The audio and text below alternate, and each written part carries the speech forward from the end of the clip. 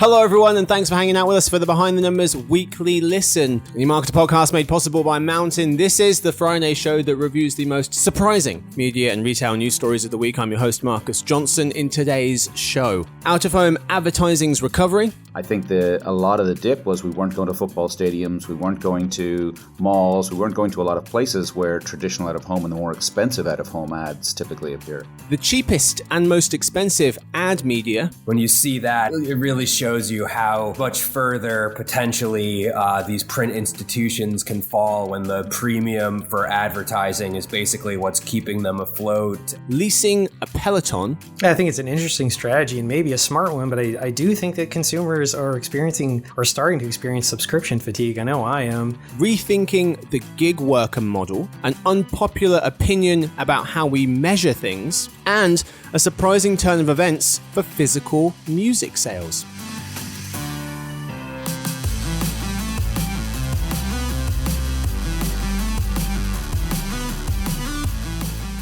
Joining me for this episode, we have three people. Let's meet them. We start with our principal analyst who heads up our marketing practice. It's Dave Frankland. Hey Marcus, great to be here. Hey fella, thanks for hanging out. We're also joined by one of our senior analysts on the retail and e-commerce team. It's Blake Droesch. Hey everyone.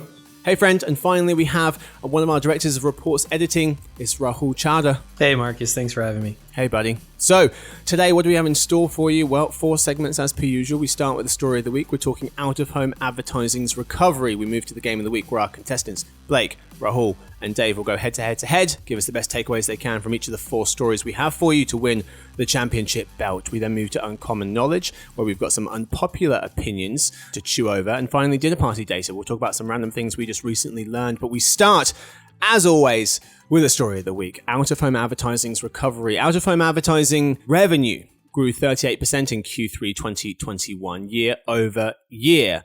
I couldn't see Q4 numbers. I think they take a while to come out. This is according to the Out-of-Home Advertising Association of America. Digital was up 56%. The OAAA, as they're abbreviated, also found that nearly 90 of the top 100 out-of-home advertisers increased their out-of-home spend from Q3 2020 to Q3 2021, and half of the top 100 out-of-home advertisers more than doubled their spend. But despite the good Q3 numbers, Insider Intelligence analyst Daniel Konstantinovich notes that out-of-home ad spending, which fell 30% or $2.6 billion in 2020 as a result of the pandemic, will take years to crawl back toward pre-lockdown highs.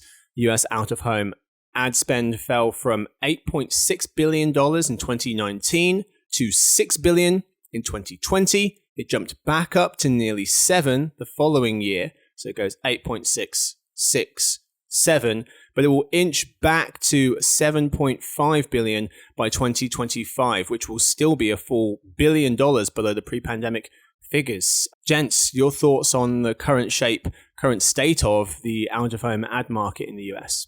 Yeah, I think those year-over-year growth figures are really reflective of everybody pulling back on out-of-home advertising in 2020. I don't think it's an endorsement of like how useful the medium is for advertisers. And I think the other part of out-of-home ads is that it's really hard to measure return on investment on these types of media. You know, I think there's been efforts to digitize. You referenced the growth in digital media, but I think it makes it easier to change up the creative, replace it more quickly, but it does little to close the loop on attribution. I think that's the issue that out-of-home advertising is always going to struggle with. You mentioned the huge drop in 2020, particularly in the summer, and Joe Mandis of Media Post was writing, it's the ultimate paradox for an ad medium because time spent with out-of-home media among Americans actually expanded during the 2020 COVID-19 pandemic. People were outside a lot more, but spending by US advertisers fell, according to a lot of people, but in particular PQ Media's annual digital out-of-home media forecast. The measurement piece is interesting. Do we think that out-of-home advertising will ever get to the point where it kind of lives up to the promise or to the potential? Because Laurie Sullivan of Media Post notes Accretive Media, a programmatic digital out-of-home and mobile ad company, built a platform to measure out-of-home media and increase performance in partnership with a bunch of folks. And the CEO of that company, Craig Benner, notes that the behavior of consuming an out-of-home ad is very different than digital because the physical world has to consider a much more dynamic set of factors like screen location, orientation, size, bearing, direction, any potential obstructions, dwell time of consumer, speed of travel, of consumer, movement patterns of consumer, and more. There's lots of different metrics that they could collect if we're able to measure it. I mean, it has a lot of potential, but do we think out-of-home advertising can ever live up to the promise? Yeah, I think it's always been the less sexy medium. You know, there's some really cool examples of what people do, but a lot of it is just stuff people drive by. I think when you look at the digitization of it, there's some really cool stuff going on outside the US. A lot of 3D style billboards where it looks like things are actually jumping out of buildings and that sort of thing, especially over in Asia, parts of Europe.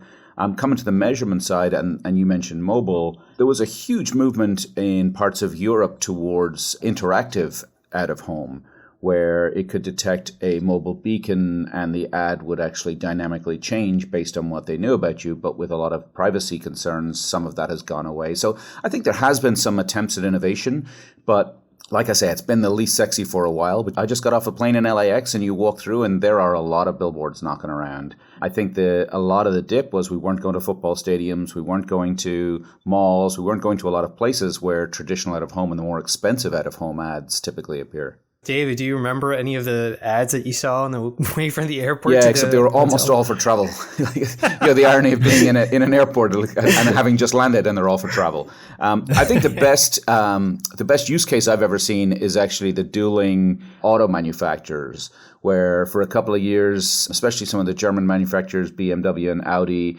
had sort of, it was basically public banter going on between each other, where every day one of them would respond to the previous day's ads. That was actually out here in California, and some of it was just incredibly clever, really creative. But we know about it because it was covered in other media. Right. Anecdotally, I was on the subway the other day, and for the first time, I saw the famous New York City subway banner ads that run at the top of the cars are now digital in a few cars. However, all of the ads in the entire car were just city ads encouraging folks to get the vaccine. So it doesn't look like they've really sold much inventory yet. But I do think that that is something that is new from out of home, that maybe the city took advantage of the lull in ridership to install a few of these things and start testing them. But I think largely when we talked about out of home, especially digital out of home, it was always a piece of larger campaigns. And maybe during the pandemic, a lot of campaigns were adjusted and launched to not include this piece. And maybe advertisers just realized that it wasn't as integral of a part of the campaign, now having experimented, not using it, and are just deciding going forward, at least in the short term, that it's just, not really as important of a piece. And that's why the recovery is going to be slower. Yeah, digital out of home, according to our numbers, makes up 1/3 of total out of home ads. It will grow to about 40% in the next 4 or 5 years. Growth, though, falls to single digits from 2023. So it's at 29% last year, it'll be 18% this year, and it falls to single-digit growth for digital out-of-home ad spends from next year onwards. So it has slowed down considerably. In terms of where people are placing the ads, from Q3 2020 to Q3 2021, the share that out-of-home advertisers spent on place-based and street furniture went up to the slight detriment of billboards. But billboards still account for 76% of overall out-of-home ad spending. Street furniture was now up to 6% as of Q3 last year, and place-based was at 5% according to the OAAA. In terms of cool examples, let's finish with a couple from Adweek contributor Kenyatta Collins. Recently put together a list of the 15 campaigns honored in Adweek's 2021 Out-of-Home Impact Awards. A couple here, guys. Varo Bank, they had a Bank for All of Us campaign where they placed customers' portraits in the center of giant US currency images. So it looked like you were on the money, dotted around billboards on the sides of buses, things like that. And then Subaru, they had a Wilderness Outback. They had a campaign, Set It Free, where they placed animal crates that were about the size of an SUV in key metro areas, and there were roaring noises coming from the box. I think it would also shake a bit, and passers-by were encouraged to scan the QR code on the crate to book a test drive and set free the new vehicle. Aside from Dave's recent experience walking through the airport, any campaigns that you guys either saw in this list or that have jumped out in your kind of personal lives walking around? Well, during the pandemic, the state of Ohio put up big billboards along the West Side Highway encouraging New Yorkers who are disgruntled by the restrictions during the lockdown to move to Ohio. So I thought that was pretty clever. However, I will say it did not sway me to move to Ohio. I'm still here. Yeah, Blake's now based in Cleveland. Well, I was going to say, just leaning back on what Blake said about the subways, and it reminded me of the movie, if anyone saw Tick, Tick, Boom, which is a movie about the life of Jonathan Larson, who wrote Rent. And there's a scene on it where they are on the subway, and in the background you see the ads for Dr. Z. Anyone who lived in New York in the 90s, they were ubiquitous on every, I see Rahul laughing, on every subway you got onto. And so we do notice them, and I thought it was a really nice touch that they'd gone back and found some of those ads to put in the background. So it was a little nostalgia kick, but also a nod to the continuity folks who worked on the movie. Yeah, I remember those, even just visiting New York as a kid. Couple of the cool ones. Barclays Bank, Delaware. The flight is right. People could spin a giant wheel and win prizes. And then Mini, they redesigned a bus and parked one of their cars on the bus, a double-decker bus at the bottom level, and drove it around the city, the bus around the city, to prove that you can literally park a Mini anywhere. Anyway, that's all we've got time for the story of the week. Time now for the game of the week. First, quick word from our sponsor, Mountain.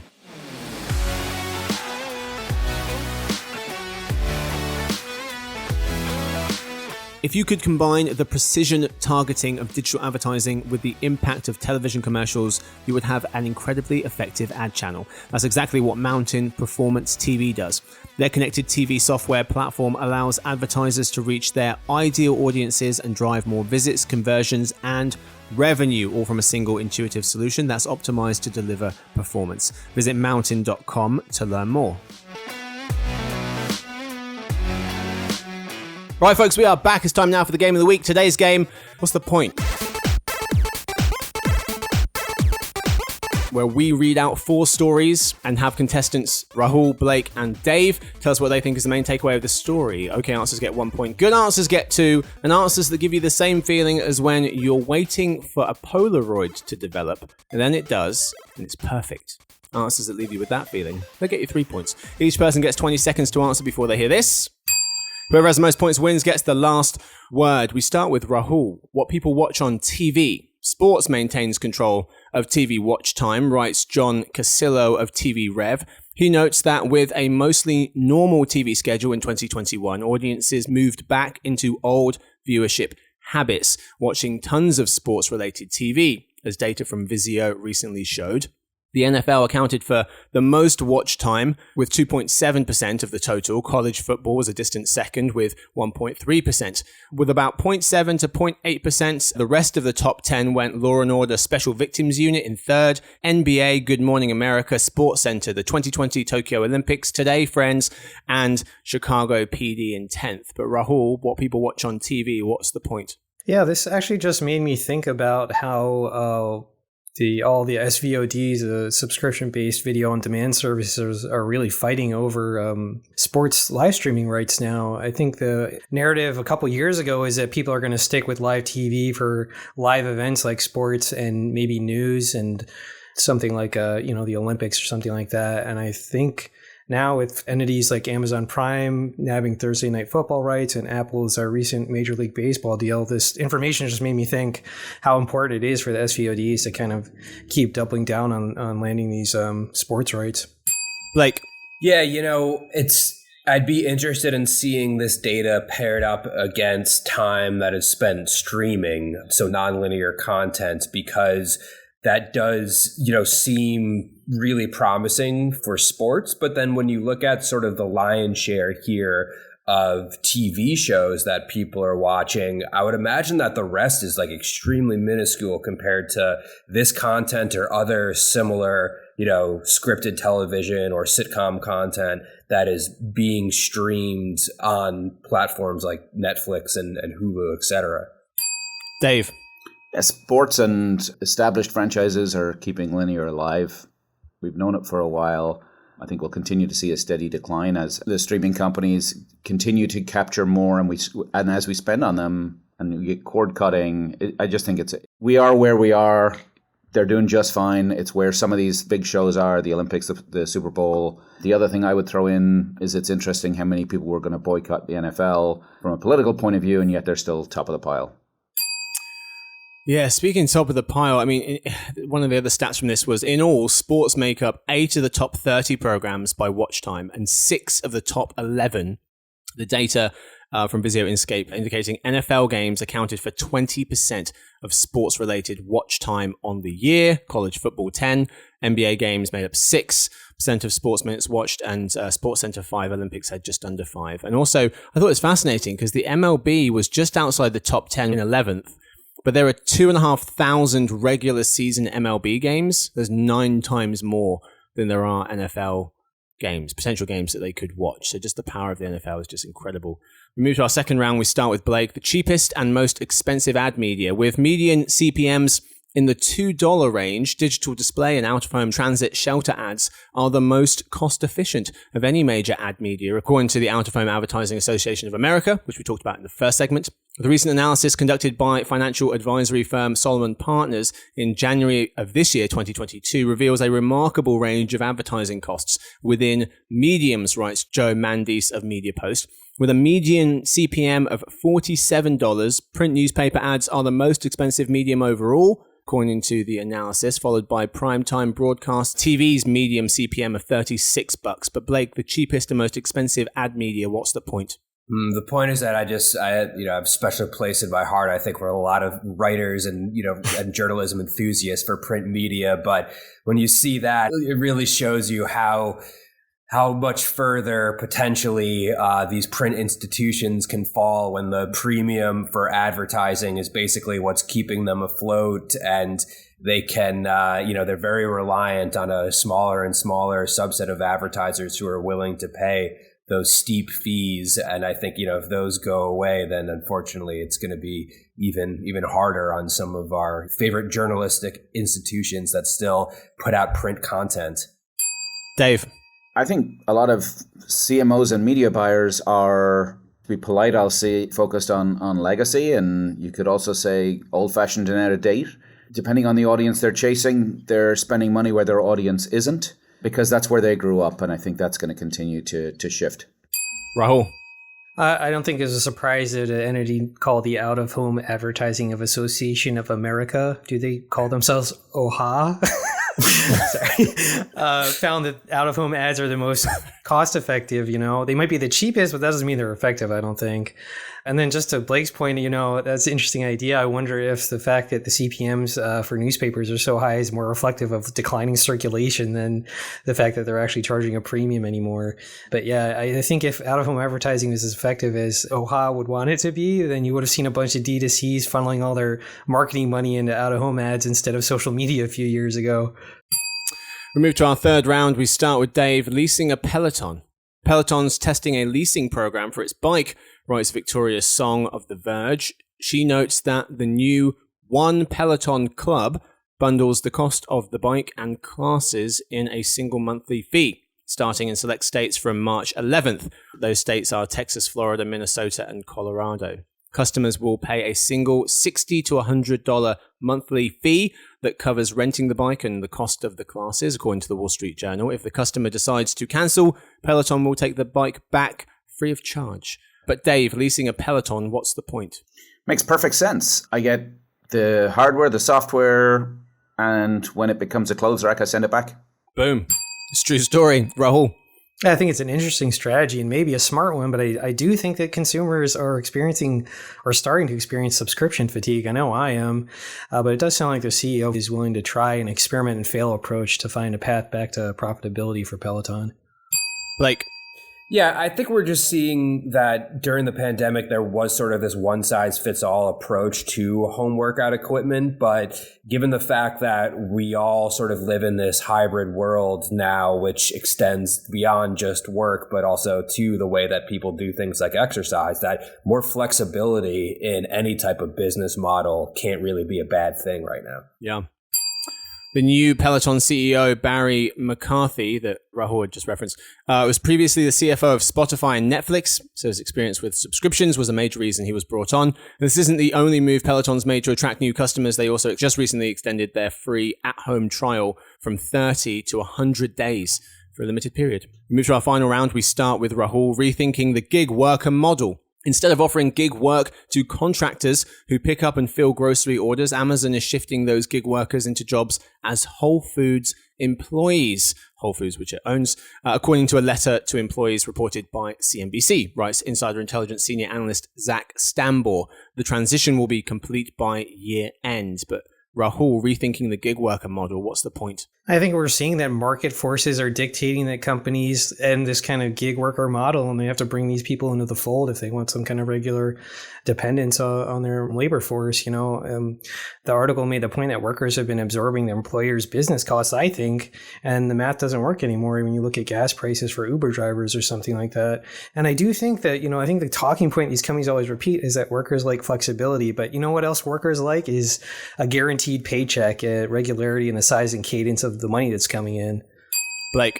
Yeah, I agree completely with Rahul. I mean, as these businesses become more mature, it sort of seems like that's the only route that they can go without having, the massive turnover, constant conflict with the people that generally power their businesses. And I don't think that new startups can really move into really mature, sustainable companies unless they have some sort of, mutual understanding with how you're, going to be treated and the benefit and the just basic description of the large bulk of the employers that they have that really do the grunt work for these organizations.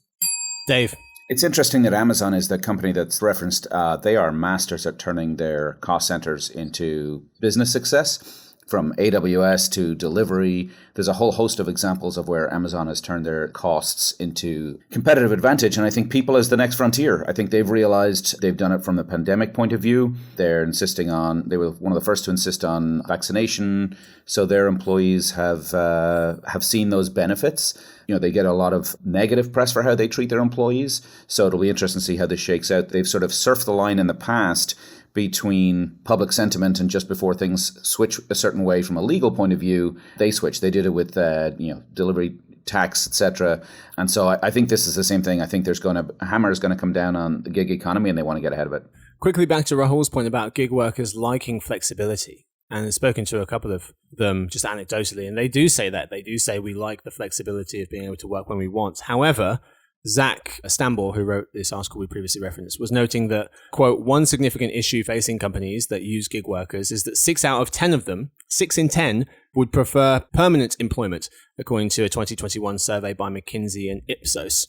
So at least according to this survey, it suggests that most of them actually do want a permanent position. I think you can have flexibility and permanence. Those two things I think we've looked on as mutually exclusive in the past. I think a lot of companies have come to the realization that you can now you need to offer both. Yeah, that's true. So we've got time for the game of the week. This week's winner, a drum roll. Rahul is this week's winner of the game of the week. Congratulations to him. He gets the championship belt and the last word. Rahul, what do you want to tell us? Oh, I just want to shout out the place I've been taking guitar classes, Mr. John's Music in Philadelphia. Excellent. I love my teacher. He's amazing. If you're in Philly and interested in taking guitar classes, check him out. Very good. How's it going? It's going pretty good. I kind of can do bar chords now. I'm very pleased with myself. I thought it was never going to happen.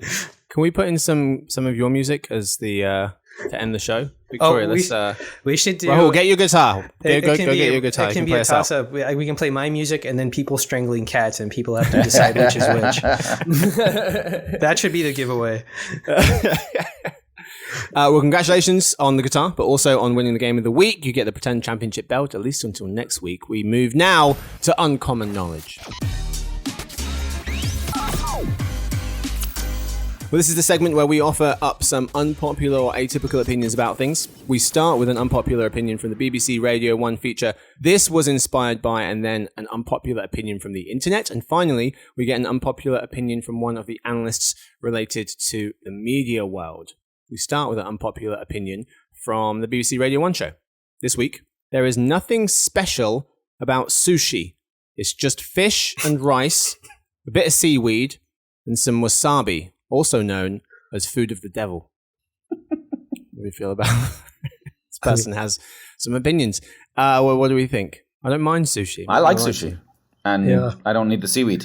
Yeah. That assumes you're jumping to a role, which tells me you're not very sophisticated, which tells me your opinion doesn't matter.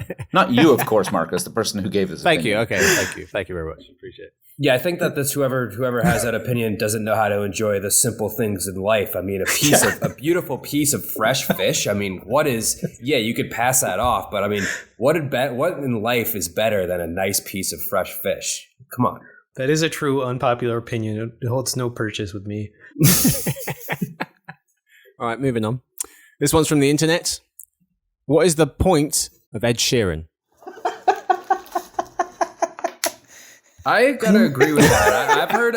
I've never really, no Ed Sheeran song I've heard has ever really gripped me, even though I hear he's very popular in the UK. His early stuff was awesome. I think his current stuff, he sounds like everybody else. Every new song that comes out, my kids and I are trying to figure out whether it's him or your man from Canada that has the tattoos, whose name I can't remember. Biebs? Yeah.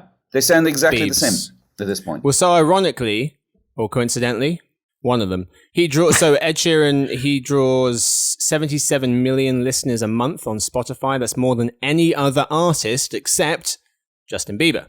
And Ed Sheeran's 2017 song Shape of You is Spotify's biggest hit ever, with nearly 3 billion streams worldwide, according to the New York Times. I don't mind him. Sorry, yeah, my favorite thing about Ed Sheeran is how incongruous his appearance is with his music. I don't know that much of his music, but whenever I see him with his shirt off, I'm like, oh, this is the same guy who's making all that poppy music. That's him. I'll also say, if you haven't seen Yesterday, the movie about the Beatles, he's in it playing himself. And I think he was both really, really good and did not take himself too seriously at all. So worth checking out. Okay, very good. That's called what? Wasn't it Yesterday, I think? Yeah. Okay, very good. All right, that's enough Ed Sheeran talk. I've got one for you this week. So it's from our analysts, but it's from me. This is my unpopular opinion. One of many. So I think we need to measure the world in more modern ways. And so what I mean by that is, so GDP is the most commonly used measure of economic activity. It measures the total goods and services produced in a nation in a given time period. Everyone knows that. The equation of GDP is GDP equals private consumption plus gross private investment plus government investment plus government spending plus exports minus imports. First basic concept of GDP was invented at the end of the 18th century. The modern concept was developed by the Russian-born but American economist Simon Kuznets in 1934 and adopted as the main measure of a country's economy. But as a really great economist piece recently pointed out, it's an increasingly poor measure of prosperity. It is not even a reliable gauge of production, especially in economies well past farms and production lines. Nobel Prize-winning economist Joseph Stiglitz has called for an end to the GDP obsession, since today's rich economy is dominated by made-to-order services and are increasingly geared to the quality of the experience rather than the production of ever more stuff. The trickiness is raised to a higher level. The Economist article was explaining that these days it seems that a growing fraction of innovation is not measured at all. In a world where houses are Airbnb hotels and private cars are Uber taxis, where a free software upgrade renews old computers and Facebook and YouTube bring hours of daily entertainment to hundreds of millions of people at no price at all, many suspect GDP is becoming an ever more misleading measure. And so to link this back to the media world, I mean, it's kind of linked just from a business standpoint, but I just feel like we're putting too much emphasis on top line user growth figures. And every quarter we go through the earnings and we say, this is the total millions, and we scrutinize, went up by a few million or down or whatever. And we look at revenue as well, and there's a few other things in there. But I just think there's too much emphasis on top line user growth figures, and we need to think more about other engagement metrics, time spent, completion rates, daily, not monthly active users, activities conducted on the platform, things like that. Thoughts? What do we replace it with? So there is a GDP 2.0. Maybe on next week's episode I'll explain more about that. But it's just other. I mean, one of the indicators is Tune in next week for economics with Marcus. Sorry. Yeah, I know. On next week's show. But even simple things like some countries now have like a happiness index. Mm-hmm. So things like that, or time off, Or how much maternity leave does a country offer? More like kind of quality of life measures. So I think you see that in country rankings. You know, when magazines and that sort of thing will do best places to live and that sort of thing. Education GDP is one of those factors, right? But yes. Yeah, I mean, I think there's an awful lot of things that are completely out of date in how we run the world today. It's funny when you said, how we measure things need to change. I thought you were going to say that everyone should use the metric system, and I was going to agree with you. Well, that's true. Yeah, that's true. Let's start with GDP, and then we'll move on to getting rid of Fahrenheit. Bloody hell, America. Get it together. All right. Feel like I nailed this one. So final little passage from the Economist. It's such a great article. Basically saying the benefits of many new products are simply not picked up at all. The upfront costs of providing services on a digital platform like Facebook or Twitter are hefty, but the marginal costs are close to zero, and the explicit price to users is normally nothing. By global convention, zero-priced goods are excluded from GDP. So are all voluntary forms of digital production, such as Wikipedia and open source computer programs. Some of this unpaid for activity can be picked up in the accounting, although there is no charge for a Google search. Consumers pay a shadow price by supplying information and attention, for which advertisers pay, but the advertising revenue is likely to be well below the benefits that consumers get. I think that whatever country has the longest life expectancy is just de facto the best country. Who is that? I think it's Is like it Bhutan? It's always like some country that you wouldn't expect, but I mean, you've got to think that if the life expectancy is long, then they're clearly prosperous enough to have a solid healthcare system, the access to good food and medicine, and generally in countries that are sort of maybe rely too much on the whole narrative of like what the GDP is, like the country that, I'm from and live in, is that the life expectancy is not as long, even though we do, produce the most goods and are arguably more innovative than other countries. But the life expectancy is getting a lot shorter, and for a lot of grim reasons, like mental health and drug use and suicide and overall physical health, obesity and things like that. So I think at a really simple level, you could just go, look at the life expectancy, and who doesn't want to live in the country where you're more likely to live the longest? Seems pretty simple. Yeah, I think that's a great point. According to a quick Google search, Worldometers, they have Hong Kong, Japan, Macau, 85 years on average. Women a couple of years more, men a couple of years less. It's not looking good, America. It's not looking good at all. 46th place, 79 years. Still pretty long, but it's not very high in the rankings. But yeah, different measures, I think. Different measures. Anyway, so we've got time for Uncommon Knowledge. It's time now for Dinner Party Data.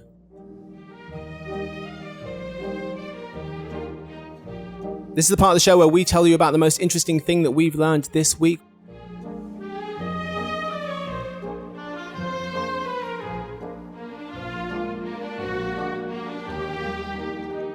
We start with Rahul because he won the Game of the Week. Rahul, what you got for us? So in honor of National Women's History Month, dug up some information. According to Swedish loan company Adviso, only 15% of banknotes worldwide feature women. Sweden and Australia both have 4 that feature women, more than any other country. The US only has 1 instance of a woman featured on a banknote, and that was Martha Washington, who appeared on a $1 silver certificate sometime in the 19th century. And so now there's like an effort underway to get Harriet Tubman on the $20 bill, but the launch of that bill is not expected until 2030 due to some anti-counterfeiting requirements and some other bureaucratic bugs that I probably know nothing about. Yeah, I did see that research quickly. I think Visual Capitalist had a piece on it. All the different countries. Yeah, well, I guess it was citing that same. Yeah, it's absolutely fascinating. Yeah. All right. Blake, what you got for us? So let's all take a guess. So people who currently watch Jeopardy on a regular basis, how old do you think they are on average? 2,000 years old. I want to say like 55, like maybe into the boomer ranges, but I feel like you're going to say it's Gen Z or something. Yeah, like I was that. going to say, just because you're asking, I'm going to say it's 19. So according to Civic Science ran a poll in February about, the demographics of people who are frequent Jeopardy watchers. And yeah, you're right. So 18 to 34-year-olds are actually the age group that are most likely to say that they watch Jeopardy on a regular basis.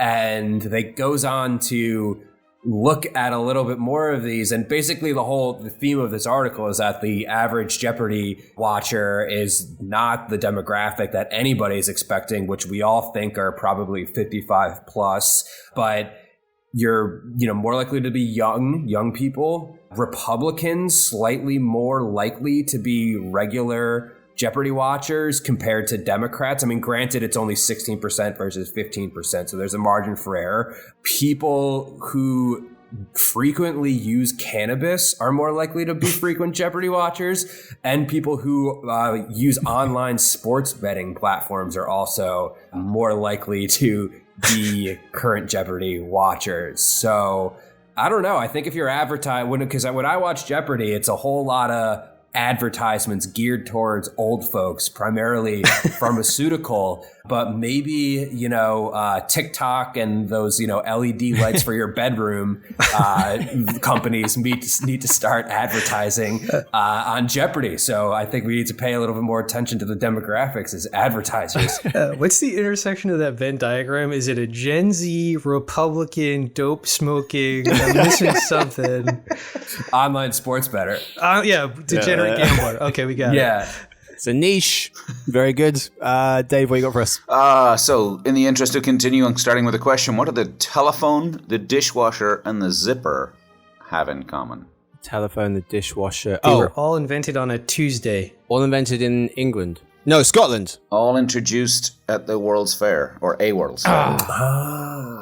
So, nice. Some really cool stuff was introduced back in the day in World's Fairs. Air conditioning, coffee percolator, x-ray machine. Everyone probably knows Ferris wheel, so I didn't mention it. And then they even lay claim to things like ice cream cones, hot dogs, and theme parks, depending on the article you read. Very nice. I've got one for you real quick. CD sales grew for the first time since 2004, as according to the Recording Industry Association of America.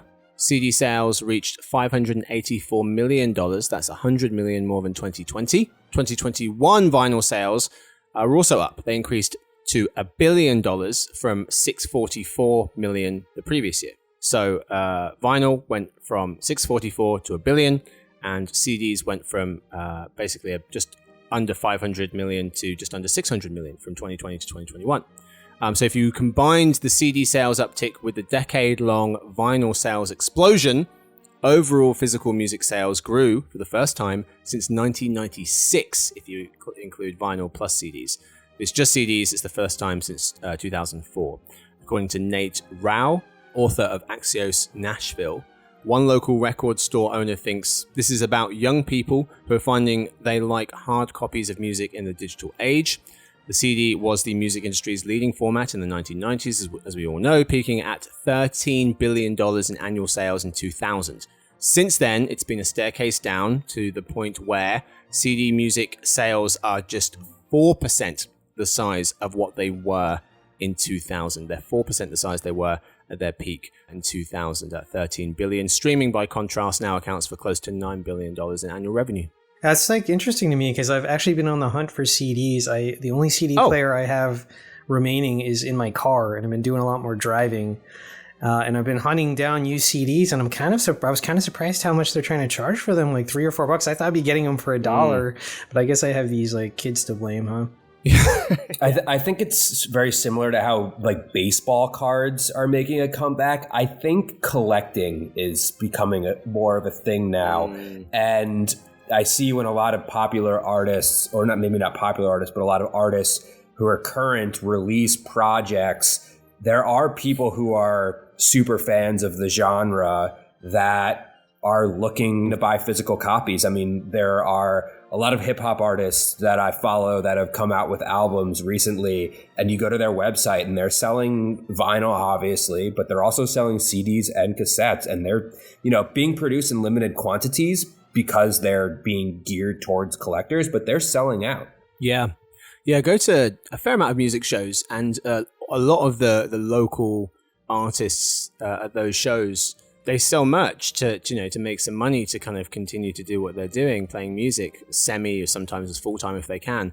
And a big part of that merch is like selling CDs or vinyl. And you can kind of see on their face when they're like, I've got CDs for sale. And you see these blank looks at people like, what the hell am I supposed to play that? And you can tell that they want something, they want to create something where they can sell that's physical to give out that's part of their music, not just t-shirts or stickers or what have you. So it does seem to be a bit of a conflict there in terms of what they want to sell physical music-wise and people's ability to play that said physical music. The vinyl makes a lot of sense to me. CD less so. Like, I mean, you're basically playing a digital song. If you're going to do that, why wouldn't you stream? But yeah, it's interesting. Quality-wise, yeah. I thought they were buying them to use them as signaling mirrors. They double up. That's all we got time for today's episode. Thank you to my guests. A thank you to Dave. Thanks for having me. Thank you to Blake. Yeah, thanks for having me. Of course, thank you to Rahul. Thanks, guys. This week's winner of the Game of the Week. Thank you to Victoria. She edits the show. Thanks to everyone listening. To ask us questions or just say hi, you can email us at podcast@emarketer.com. We'll see you guys on Monday for the Behind the Numbers Daily, the eMarketer podcast made possible by Mountain. Happy weekends.